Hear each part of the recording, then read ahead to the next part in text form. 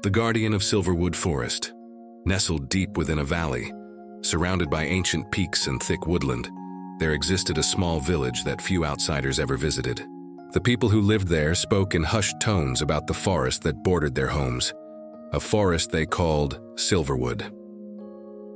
On quiet evenings, when the wind moved through the trees just right, the locals swore they could hear voices drifting from the shadows. Some said it was merely the breeze playing tricks. Others believed something far more mysterious was at work. Among the villagers lived a young woman named Mira. Unlike most people who feared the forest, Mira felt drawn to it. Her grandmother had filled her childhood with stories about the woodland, tales of ancient spirits who watched over the living, their voices carried on the night air. While others dismissed these stories as folklore, Mira sensed there might be truth hidden within them. One evening, as twilight painted the sky in shades of purple and gold, Mira made a decision. She would venture into Silverwood and discover what secrets it truly held. Armed with only a lantern and a small pack of provisions, she stepped beyond the village boundary and into the trees. The deeper she walked, the more the familiar sounds of the forest faded away. Birds stopped singing, insects fell silent, an unusual stillness settled around her, as if the forest itself was holding its breath. Then she saw it, a magnificent tree standing alone in a small clearing. Its trunk was wider than any she'd ever seen, and its leaves seemed to catch the moonlight, glowing with an almost silver luminescence. As Mira approached, something extraordinary happened. The voices began. They weren't frightening or harsh. Instead, they were gentle, almost melodic, as if the forest itself was sharing a long-forgotten memory. The voices told her a story that had been lost to time.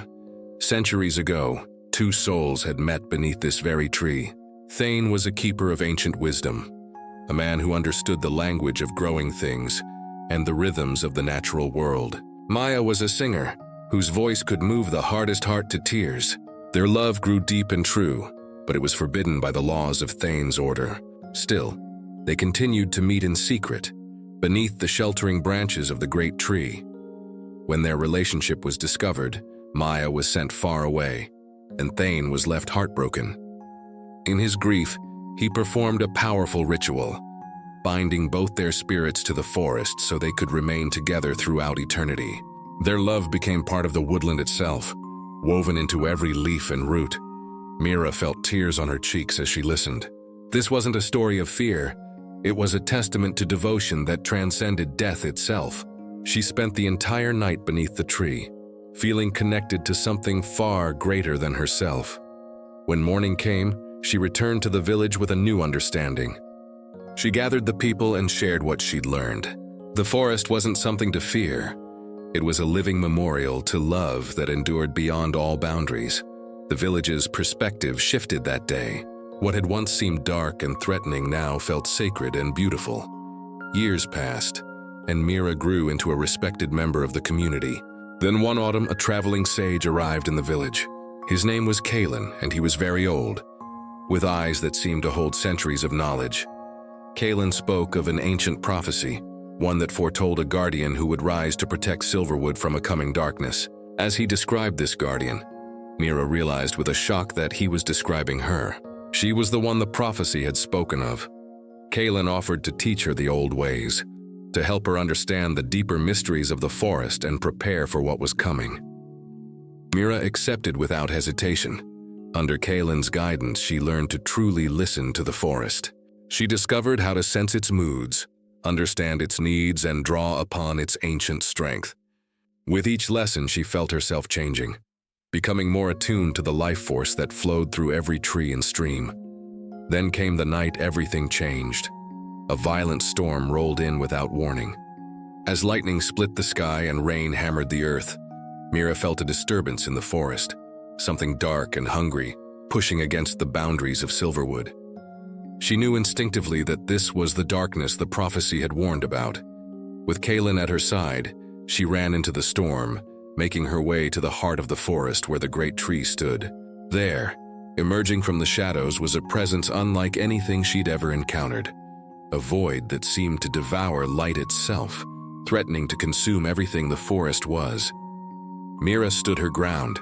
She thought of Thane and Maya, of their unbreakable bond, of the love that had sustained them beyond death. Drawing upon that strength, upon everything Kaelin had taught her, and upon her own courage, she raised her hands. Light exploded from her palms, brilliant, pure, and overwhelmingly powerful. It pushed back against the darkness, filling the forest with warmth and life. The shadow entity recoiled, shrieked, and finally dissolved into nothing. When silence returned, Mira stood exhausted but victorious. She understood now what she truly was. Not just a curious girl who'd wandered into the woods, but the chosen protector of Silverwood, the bridge between the village and the ancient forest. The villagers, who had witnessed the strange light from their homes, emerged to find their forest restored and glowing with newfound vitality. They finally understood what Mira had known all along. The forest wasn't their enemy. It was their guardian, just as Mira was now its guardian. From that day forward, the village and the forest existed in perfect harmony. The voices in the trees were no longer feared but cherished, a reminder that love, once given fully, never truly dies. Mira continued her watch over Silverwood throughout her long life, her spirit forever intertwined with those of Thane and Maya.